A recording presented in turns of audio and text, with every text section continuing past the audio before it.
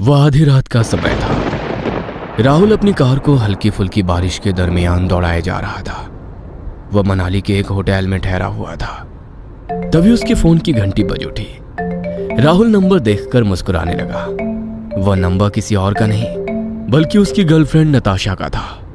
Call receive करते ही नताशा राहुल के ऊपर एक तरह से बरस पड़ी। राहुल, रात के 2 बज रहे हैं। मैं रूम में कितनी बेसब्री से तुम्हारा वेट कर रही हूँ। अरे बोला था ना कि मनाली में मेरा कुछ बिजनेस भी है, उसी सिलसिले में गया था। मैं बस होटल पहुंचने ही वाला हूँ।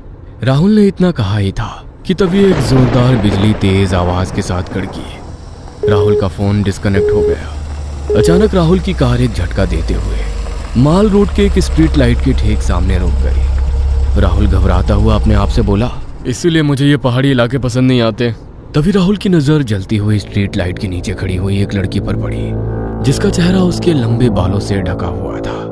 वह स्ट्रीट लाइट की मध्यम रोशनी के नीचे अजीबोगरीब अंदाज में गुनगुनाते हुए नृत्य कर रही थी। राहुल कड़कड़ाती ठंड में हल्की बारिश के बीच कार से बाहर आकर उस नृत्य करती लड़की की ओर देखकर बोला, अब ये क्या बकवास है। जरूर इस लड़की का प्रैंक करने का कोई ना कोई ये नया तरीका होगा। इतना बोलकर राहुल तेज कदमों से उस लड़की के नजदीक चला गया। अचानक एक तेज हवा का झोंका उस लड़की के बालों से टकराया। उसकी सफेद पुतलियां देखकर राहुल की दहशत से चीख निकल गई। अगली सुबह राहुल की लाश उसी स्ट्रीट लाइट के नीचे पुलिस को मिली।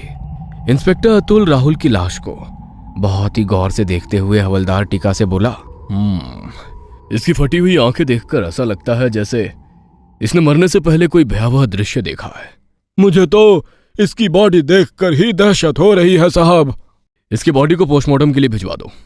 जब तक केस की सारी कार्रवाई पूरी नहीं हो जाती तब तक बॉडी घर वालों को नहीं सौंपना। इस घटना के 2 दिन बाद नताशा एक पहाड़ी पर बने हुए 5 स्टार होटल के एक लग्जरी रूम में टहल रही थी।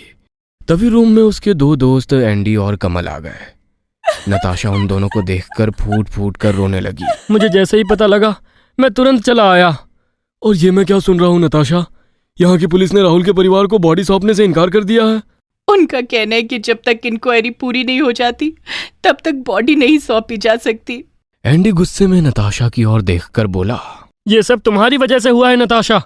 तुम्हारे डांस करने के शौक ने राहुल को मौत की नींद सुला दिया और मुझे लगता है कि हम सभी खतरे में हैं।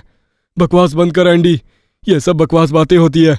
राहुल की मौत एक हादसा भी हो सकती है। कमल की बात सुनकर एंडी बहुत ही रहस्यमय अंदाज में नताशा और कमल की ओर देखकर बोला, मैं राहुल की लाश देखकर आ रहा हूँ।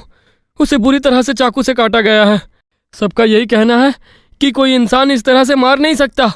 और याद करो 2 महीने पहले जब हम तीनों सर्बिया में थे उस वक्त उस बूढ़ी औरत ने हमें क्या चेतावनी दी थी। एंडी की बात सुनकर दोनों दोस्त 2 महीने पुरानी यादों में खो गए। नताशा बहुत ज्यादा खुश थी। राहुल गुनगुनाते हुए सर्बिया के बर्फीले इलाके में कार को ड्राइव किए जा रहा था। कार के पीछे उसके दोनों दोस्त एंडी और कमल बैठे हुए थे और नताशा ड्राइविंग सीट के बगल में बैठी हुई थी। नताशा, पूरे इंडिया को छोड़कर तुझे सर्बिया ही डांस करने के लिए मिला। एंडी की बात सुनकर राहुल ने मुस्कुराते हुए जवाब दिया, अरे दरअसल नताशा ने एक डांस इंस्टीट्यूट में कंपटीशन में हिस्सा लिया था और वो यूट्यूब पर वायरल हो गया। कुछ दिनों बाद सर्बिया के एक बहुत पुराने थिएटर से नताशा के पास ऐसा मैसेज आया था। इतना बोलकर राहुल ने कार एक पुराने थिएटर के सामने रोक दी। वो सब कार से बाहर निकल कर आए। मुझे तो ये थिएटर कम भूत बंगला ज्यादा लगता है और यहाँ आसपास कोई नजर भी नहीं आ रहा। तभी नताशा किसी सम्मोहित अवस्था में बेहद फुर्ती से थिएटर के अंदर चली गई। अंदर थिएटर पूरी तरह से भरा हुआ था। स्टेज पर एक लंबी दिखने वाली लड़की जिसका चेहरा बालों से ढका हुआ था स्टेज पर अजीब से अंदाज में डांस कर रही थी। अचानक वो लड़की डांस करते करते रुककर बिजली की रफ्तार से नताशा के सामने आकर खड़ी हो गई और एक तेज हवा का झोंका उसके बालों से टकराया। उसका भयानक चेहरा देखकर नताशा के गले से एक जोरदार चीख निकल गई। अगले ही क्षण नताशा ने अपने आप को अपने दोस्तों के बीच खड़ा हुआ पाया। नताशा, तुम चीखी क्यों? नताशा कांपते हुए बताने ही वाली थी कि तभी उसे ऐसा महसूस होने लगा जैसे कि कोई अदृश्य शक्ति उसे बोलने से रोक रही हो। नताशा दौड़ती हुई कार के अंदर बैठ गई। तभी एक बूढ़ी औरत जो कि उस देश की रहने वाली थी वहां पर आकर उन चारों को गौर से देखती हुई बोली, तुम सब यहाँ क्या कर रहे हो? जी, मेरी गर्लफ्रेंड को इस थिएटर में डांस परफॉर्म करना था, मगर पता नहीं वो क्यों चीखने लगी वो बूढ़ी औरत बहुत रहस्यमय अंदाज में राहुल की ओर देखकर बोली, मगर ये थिएटर तो बरसों से बंद पड़ा है। अगर तुम्हारे पास यहाँ से कोई इनविटेशन पहुँचा है तो अभी और इसी वक्त वापस लौट जाओ। वो इनविटेशन डांस का नहीं बल्कि तुम सबकी मौत का इनविटेशन है। क्या मतलब है तुम्हारे कहने का? तुम जिस थिएटर के सामने खड़े हुए हो, आज से 300 साल पहले इस थिएटर में ज्वाना नाम की एक लड़की डांस किया करती थी, जो बाद में पागल हो गई। पागल होने के बाद सबसे पहले उसने अपनी माँ की हत्या की।